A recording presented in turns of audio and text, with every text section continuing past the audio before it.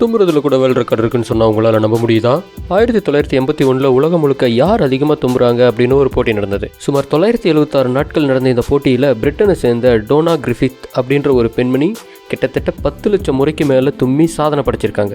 இதை பற்றி அவங்க சொல்லும்போது இந்த கவுண்ட்டை ஒரே வருஷத்தில் முடிச்சிட்டதாகவும் அதுக்கப்புறம் ரிசல்ட்டுக்காக வெயிட் பண்ணிட்டு இருந்ததாகவும் சொல்லியிருக்காங்க.